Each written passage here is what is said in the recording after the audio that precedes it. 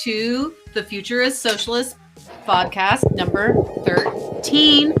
I am your host, Emberly McCullough, and today we're going to be talking about headlines. We're going to do some headlines, and then we're going to do some hero and villains of the day, and working class history. Okay, so headlines today, we've got 500 million coronavirus vaccines going out to poor countries pledged by President Biden. So that is some good news. Poor countries are going to receive 500 million coronavirus vaccines. That is amazing. Way to go, President Biden. Thank you for that. Jail populations are going back up since COVID-19. So that's something that's happening. And there's actually a national coalition that's calling for President Biden, to halt weapons sales to Israel in light of what's going on between Palestine and Israel. So those are some of the headlines that's happening today. We've got a new segment that we're doing called The Hero and the Villain of the Day. So first going to share the hero of the day, and that is Representative Ilhan Omar. So, Representative Omar put out a tweet in regards to war crimes that have been perpetrated by the United States and other countries. So she put a tweet out, and the right wing went nuts. They went absolutely bat crazy over this. And this is the kind of incitement and hate that leads to real violence. This is what she got on her. Someone called her. She says that every time I speak out on human rights, I'm inundated with death threats. Here's one that we got. They destroy cultural heritage. They destroy history. They destroy cultural heritage. They destroy history. Just like Miss Ilhan Omar, because Muslims are terrorists, and she is a raghead nigger, and every anti-American communist piece of shit that works for her, I hope you fucking get what's coming for you. So that's just a little taste of what Ilhan Omar gets from people. You know, that she gets from people. Let's see. She does have some. So here she tweets out 4 hours ago, we serve in a Congress with Islamophobes like Rep. Mo Brooks, and Democratic colleagues won't condemn him, instead give legitimacy to this dangerous rhetoric. Muslims, more so than most people, have great animosity towards Israel and the Jewish faith. As you have more and more Muslims in the U.S., as they gain greater and greater influence in elections, you're going to see more people like Ilhan Omar and Rashida Tlaib.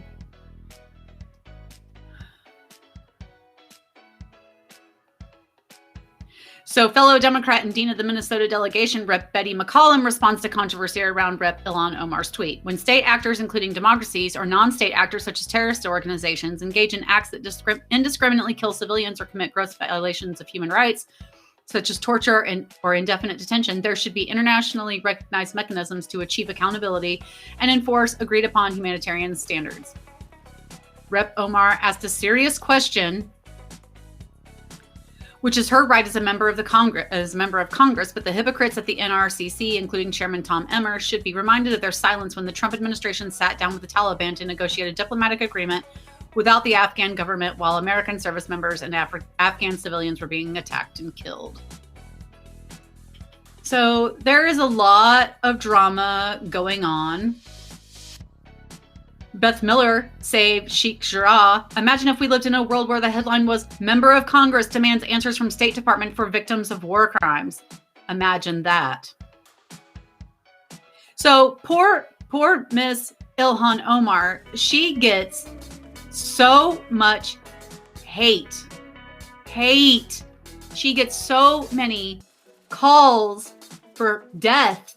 She gets so many. It's insane how much she gets tortured And now her colleagues in the Democratic Party are not stepping up and standing up for her. They're actually throwing her under the bus.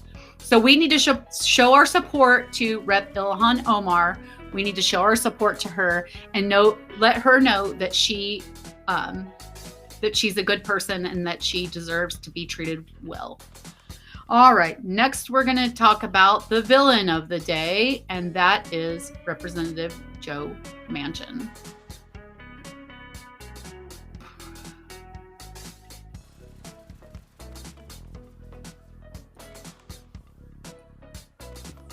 Okay, so Republican senators, so here's the headline. Republican senators lack confidence. Joe Manchin's loyalty to the filibuster will hold.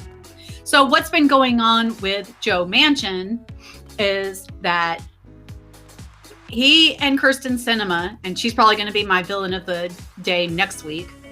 The two of them as Democrats, we do have a slim majority in the Senate, except for Joe Manchin and Kyrsten Sinema. These two are standing firm with Republicans against Democrats to uphold the filibuster. But Republican senators are lacking confidence that Joe Manchin's loyalty to the filibuster will hold. This is by Ryan Grimm of The Intercept.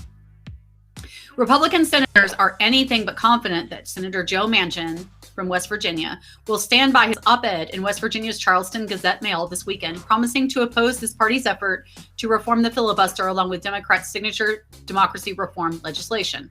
And that's another thing. He is opposing the For the People Act, which is a comprehensive act that would that is for against these Republican state legislatures instituting draconian voter suppression laws. On Tuesday, civil rights leaders met with Manchin to persuade him to abandon his opposition. Senate Majority Leader Chuck Schumer of New York told reporters that negotiations with the West Virginia senator were ongoing and that changes could still be made to the bill S1, the For the People Act, to placate Manchin. Republicans said they are nervous the pressure will work. You think it's over? Asked Senator Tim Scott, a Republican of South Carolina, rhetorically. I am not confident on anything until the day after it's been done. So I appreciated his comments and thought that was a strong, smart move for the country. And I hope that he continues to have that approach to S1 as well as to the filibuster. S1 would ban gerrymandering and direct states to set up independent redistricting commissions, expand the time and avenues people have to vote, and automatically register voters. It would effectively overturn the voter suppression bills Republican legislatures have raced to pass in the wake of the 2020 elections. Without these reforms, experts warn the U.S. is moving to a form of governance in which Republicans representing a minority of the populace will have durable control over Congress. The sprawling legislation also includes campaign finance disclosure reforms and federal matching funds for candidates, elements that could be jettisoned in talks with Manchin. Asked if he thought Manchin's opposition was a done deal, Senator Tommy Tuberville, Republican of Alabama, shook his head. You can't guess at that. Under current Senate rules set in 1975, any senator can object to moving forward on a bill, and the majority needs 60 votes to overcome the objection.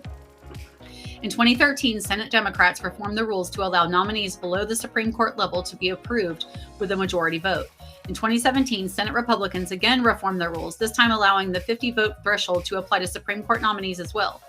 Democrats in the Senate are now pushing to move all legislation to a 50-vote threshold or require the minority to actually talk on the Senate floor in order to stall legislation. Senator Josh Hawley, Republican of Missouri, said that he was encouraged by Manchin's statement, but that given the pressure he was under, the question was far from answered. Senator John Kennedy, Republican of Louisiana, said much the same, though in his characteristically more colorful manner. I don't know whether he will or won't, Kennedy told The Intercept. He understands that peace of mind up here comes with grabbing a principle and hanging on. He's pretty good at withstanding the pressure, but they put a lot of pressure on him. They really have. They've beat him like he stole Christmas, and they're not going to stop. They're going to call him names. They're going to talk about his mama. They're going to do everything they can. Knowing Joe as I know Joe, I don't think it'll do any good. Senator Richard Shelby, a one-time Democrat from Alabama who became a Republican as the parties realigned, said that he wasn't sure if Manchin would hold. I read the article. It was a strong, explicit statement. I would think it should be a strong word knowing him, but you need to ask him that, Shelby said. Senator Lindsey Graham, Republican of South Carolina, insisted that Manchin would remain firm. I think he will because I think that's where West Virginia is at, he told The Intercept. He's a Democrat. and he wants to help his Democratic colleagues, but he represents West Virginia. So from his point of view, I think he's doing his job. He's telling his Democratic colleagues, from where I come from, this is a bridge too far. You know, what's really, really terrible about this whole situation with Manchin, West Virginia is one of the poorest states in the United States. It's one of the actual poorest states. So we know that Joe Manchin and Kyrsten Sinema are constantly going to align with Republicans because really they're not Democrats. They're actually conservative Republicans. I mean, we saw that with Kyrsten Sinema going up and giving her thumbs down vote to the $15 an hour minimum wage proposal that was on the floor a few months ago. So these two Democrats are not really Democrats, and it's time for West Virginians and Arizonans to filibuster these two right out of the Senate. They don't belong in the Senate. They don't belong. All right. So that's today's show, and I really appreciate you watching. But first, we're going to do some working class history because we all need to know our working class history. For June 10th, 1918, a mass rally of African workers took place in Johannesburg. They were protesting against the jailing of 152 African municipal workers who had gone on strike for a shilling a day increase in pay. 1 shilling a day increase in pay. Radicals attempted to organize a general strike the following month. It was called off, but thousands of miners did not hear about the cancellation and walked out. June 10th, 1973. A strike of gravediggers at 3 cemeteries in the New York metropolitan area was expanded to include 44 others. On June 21st, the courts issued an order for strikers to return to work, which they ignored. The president of the striking Local 365 of the cemetery workers in the Green's attendance was subsequently found guilty of contempt of court, jailed, and fined. After 27 days of strike actions, the employers from Jewish, Roman Catholic, and non-sectarian cemeteries collectively agreed to most of the workers' demands, including annual wage increases of $12 per week for the next years and an employer-funded pension scheme. During the dispute, some bodies were buried by relatives and friends of the deceased, but a backlog of at least 1,400 unburied bodies remains. Now, this is a short kind of video today. I will tell you that I am on the lookout for a co-host. I'm looking for someone to help me co-host the show and to, help me out with the Facebook page and the Facebook group. I also have a Patreon page that I'd like to focus on and get that up and running so that I can start getting patrons. And you will see more and more changes coming to the Future is Socialist. I am learning more about video editing, so hopefully I can integrate OBS or Zoom into Restream and be able to use all of the functions and video editing capabilities that I can do there. So in the next few weeks, there's going to be better videos coming and more videos coming. Okay. So thank you very much for watching. I love you all. And on the Patreon page, I'm doing, just so you know, some of the bonus stuff that's going to be on there. I'm doing a video series on the 48 Laws of Power by Robert Greene. I'm also going to be discussing more Marxist theory and Marxist writers, profiling more Marxist writers for bonus episodes on the Patreon page. So look for that to be coming in the next few months. There's going to be a lot of changes and a lot of things happening. So thank you so much for joining me today. And I look forward to seeing you Monday at 5 o'clock and next Thursday at 5 o'clock as well. So thank you so much for watching today. And I hope that you have a wonderful and blessed day. Thank you.